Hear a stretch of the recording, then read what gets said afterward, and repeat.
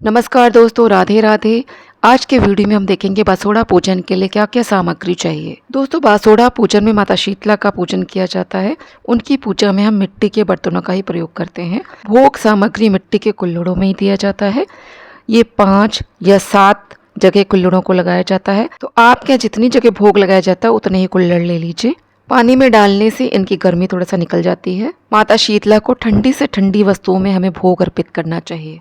देखिए, किसी किसी के यहाँ होली के बाद जो सोमवार आता है उसी दिन बासोड़ा पूजा होती है, और किसी किसी के यहाँ होली के बाद जो सप्तमी तिथि आती है, शीतला सप्तमी कहते हैं जिसे, शीतला अष्टमी के दिन भी बासोड़ा को पूजते हैं। बासोड़ा पूजन की सामग्री जो है वो एक जैसी ही रहती है। क्षेत्र के हिसाब से थोड़ा बहुत चेंज हो सकता है, पर मूल रूप से बासोड़ा एक ही तरह से पूजा जाता है। तो देखिए, बासोड़ा पूजन सामग्री के लिए सबसे पहले एक हम थाली लेते हैं अथवा बड़ी प्लेट ले लेते हैं।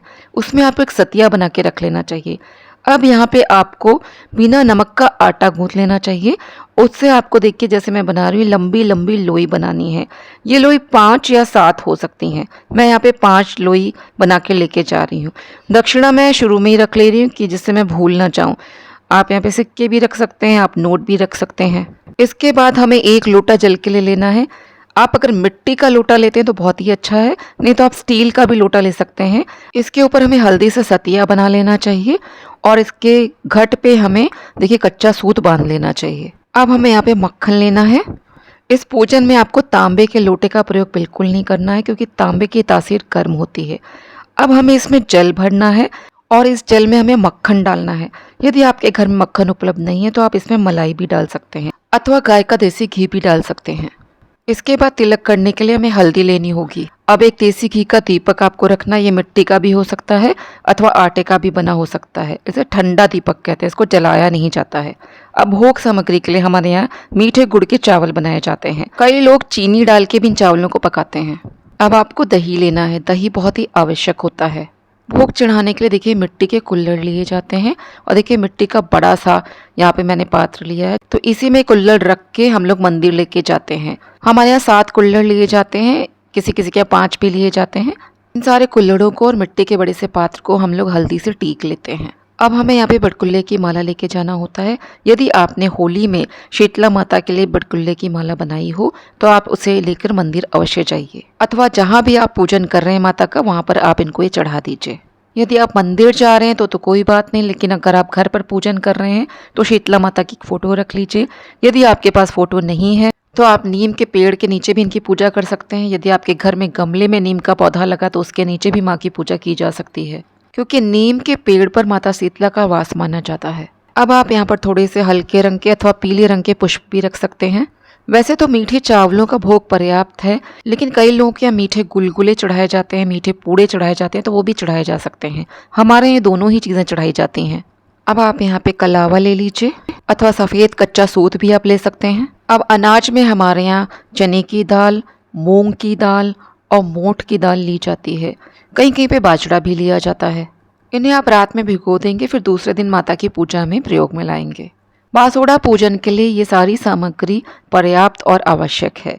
इसके अलावा जब आप पूजा करने जाते हैं तो आप अपना पीलिया पहन लें अथवा शादी की चुनरी पहन लें, क्योंकि शुभ कार्य में हमें अपना पीलिया अथवा शादी की चुनरी अवश्य पहननी चाहिए। पूजन के थाल को लाल अथवा पीले वस्त्र से ढककर लेके जाएंगे। आपको ध्यान रखना है कि इस दिन आपको कोई भी नया वस्त्र नहीं पहनना है, और स्वच्छता का पूर्ण ध्यान देना है। पीरियड्स में तो ये पूजा बिल्कुल भी नहीं करना है। इसके अलावा यदि आप सक्षम हो तो माता को सुहाग की सामग्री अवश्य चढ़ाएं। इसमें मेहंदी, काजल, बिंदी, चूड़ी, ये सब आपको अवश्य चढ़ाना चाहिए। कम से कम 5 सुहाग की सामग्री आप माँ को चढ़ाएं। पीली चुनरी हमने यहाँ ली है, इसे बांस की डलिया में रखकर माँ को चढ़ाया जाता है। इसके अलावा पानी वाले फल माँ को चढ़ा सकते हैं, जैसे नारियल, संतरा आदि। इसके अलावा हमारे घरों में बासी भोजन इस दिन खाया जाता है, तो आप जो भी सामग्री भोजन के दिन बनाते हैं उसे एक थाली में ज़रूर सजा लें। इसमें भी आपको तीखा नहीं प्रयोग करना है, लाल मिर्च आदि का प्रयोग ना करें। सादा भोजन बनाएं, लहसुन प्याज भी नहीं डलना चाहिए।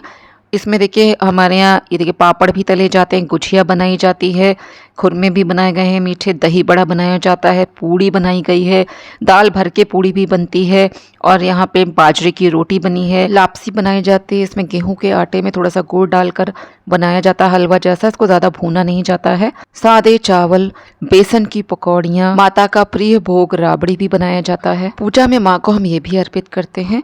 इसके बाद घर वाले इस भोग को ग्रहण करते हैं। इसे गाय को भी आप अवश्य खिलाएं। तो दोस्तों आशा करती हूँ कि इस वीडियो में दी गई जानकारी आपको उपयोगी लगी होगी।